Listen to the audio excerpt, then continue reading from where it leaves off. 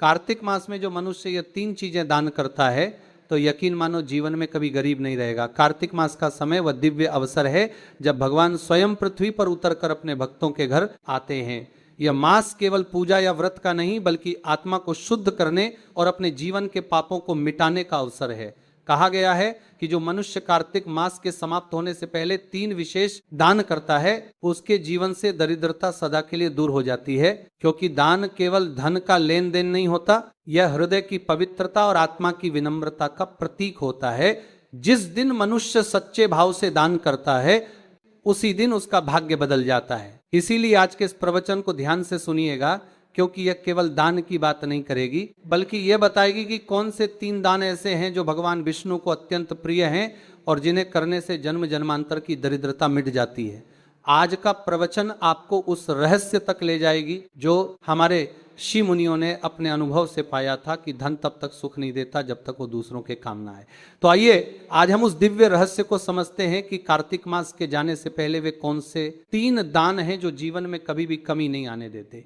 कार्तिक मास का पहला और सबसे पवित्र दान है दीपदान। दीपदान का अर्थ केवल एक दीपक जलाना नहीं है बल्कि अपने भीतर के अंधकार को मिटाना है। जब हम दीपक जलाते हैं तो वह केवल तेल और बाती का नहीं होता, उसमें हमारी श्रद्धा, हमारी भक्ति और हमारी कृतज्ञता जलती है।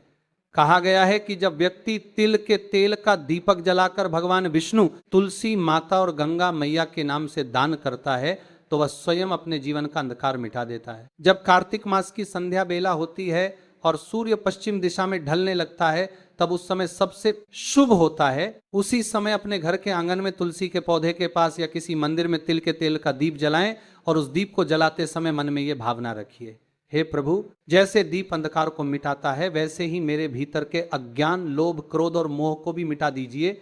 जो मनुष्य इस भावना के साथ दीपदान करता है उसके जीवन में कभी अंधकार नहीं रहता। तुलसी माता के समीप तिल का दीपक जलाने का अर्थ यह है कि आप धर्म और समर्पण का दीप जलाते हैं। जिस घर में प्रतिदिन तुलसी माता के नीचे दीप जलाया जाता है वहां राक्षसी शक्तियां प्रवेश नहीं कर पाती, वहां दरिद्रता नहीं टिकती, वहां कलह नहीं होता। माता लक्ष्मी स्वयं उस घर में प्रवेश करती हैं और कहती हैं, जहां दीपक जलता है वहां मैं वास करती हूं। कार्तिक मास के प्रत्येक दिन और विशेषकर पूर्णिमा या अमावस्या की रात को यदि मनुष्य भगवान विष्णु के मंदिर में जाकर तिल के तेल का दीपक जलाए तो उस दीपक की लौ सीधी स्वर्गलोक तक जाती है। भगवान स्वयं कहते हैं, जो मेरे नाम से दीप जलाता है मैं उसके जीवन के अंधकार को मिटा देता हूं। प्राचीन कथा में वर्णन आता है कि एक निर्धन स्त्री थी जो पूरे साल कुछ ना कुछ बचाकर कार्तिक मास में दीपदान करती थी। एक बार उसने केवल एक दीप जलाया, परंतु उस दीप में इतनी श्रद्धा थी कि स्वर्गलोक में भी उसकी ज्योति दिखाई दी। भगवान विष्णु ने प्रसन्न होकर कहा, इस स्त्री का कोई भी जन्म अंधकार में नहीं रहेगा, अगले जन्म में वह उसी नगर की रानी बनी। इसीलिए कार्तिक मास के अंतिम दिनों में जब यह पवित्र काल समाप्त होने को होता है तब यदि कोई व्यक्ति तिल के तेल का दीप जलाकर दान कर देता है तो वह अपने जीवन की दरिद्रता को सदा के लिए समाप्त कर देता है। जो दीप जलाते हैं वह केवल मिट्टी का दीपक नहीं होता, वह आपके आने वाले भविष्य की नींव होता है। उस दीप में आपकी श्रद्धा का प्रकाश, आपके कर्म का तेज और आपके भाग्य का उजाला समाया होता है। ध्यान रखिए, दीपक केवल एक क्षण के लिए नहीं जलता, वह आपके आने वाले समय को प्रकाशित करता है। जो मनुष्य कार्तिक मास में तिल का दीपदान करता है उसके पाप नष्ट हो जाते हैं, पूर्वज तृप्त होते हैं और भगवान विष्णु स्वयं उस व्यक्ति के जीवन में सौभाग्य का दीप जला देते हैं। इसीलिए आज जब संध्या का समय हो तो श्रद्धा से दीपक जलाइए, उस दीपक की लौ से भगवान के चरणों को प्रणाम कीजिए और कहिए, हे प्रभु, इस दीपक के प्रकाश से मेरा मन भी प्रकाशित हो जाए। यही दीपदान आपके जीवन का सबसे बड़ा पुण्य बन जाएगा। दूसरा दान है वस्त्रदान। कार्तिक मास में किया गया प्रत्येक दान अद्भुत फल देता है, परंतु वस्त्रदान ऐसा पुण्य कर्म है जो मनुष्य के भीतर दया, करुणा और विनम्रता का प्रकाश जगाता है। यह केवल कपड़े देने का कार्य नहीं है बल्कि किसी दूसरे के जीवन में गर्माहट और सम्मान देने का माध्यम है। शास्त्रों में कहा गया है, वस्त्रम ददाति सौख्य आयुष्य चक्रते, अर्थात जो मनुष्य वस्त्र दान करता है उसे सुख, आयु और कीर्ति तीनों का आशीर्वाद मिलता है। कार्तिक मास के समय जब शीतल हवाएं चलने लगती हैं, जब सुबह ओस की बूंदें धरती पर मोती बनकर गिरती हैं, तब बहु ओस किसी निर्धन के तन पर कांपती हुई ठंड बन जाती है।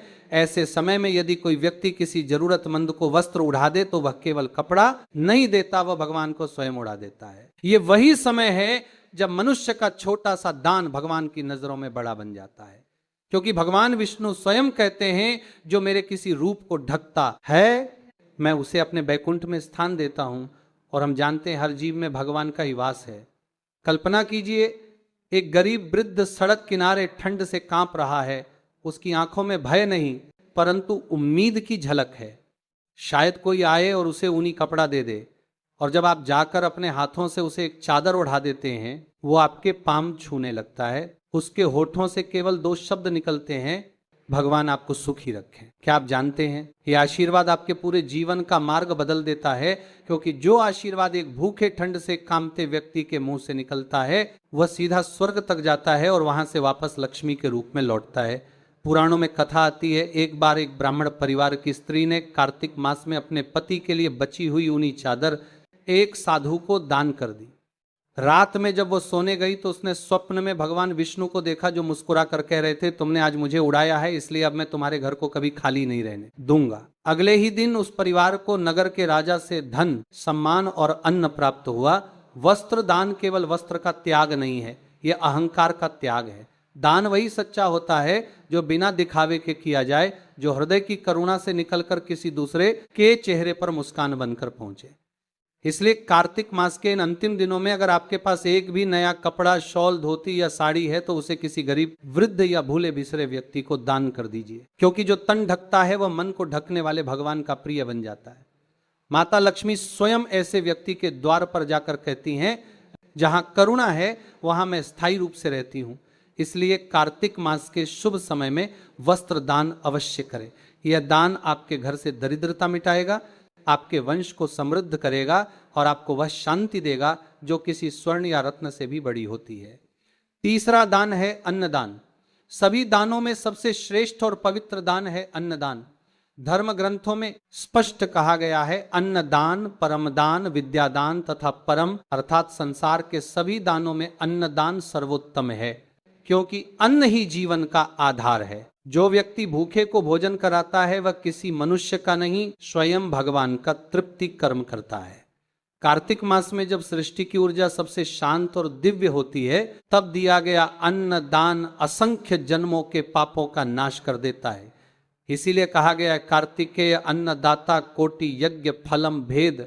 जो मनुष्य कार्तिक मास में अन्न दान करता है उसे हजारों यज्ञों के समान पुण्य प्राप्त होता है। अन्नदान केवल किसी को भोजन कराने का कार्य नहीं है, ये एक भाव है, एक त्याग है और एक करुणा का रूप है। जब किसी भूखे के पेट में अन्न पहुंचता है तो उसके चेहरे पर जो संतोष झलकता है वही भगवान का आशीर्वाद होता है। और जो यह आशीर्वाद प्राप्त कर लेता है उसके घर से कभी अन्न की कमी नहीं होती।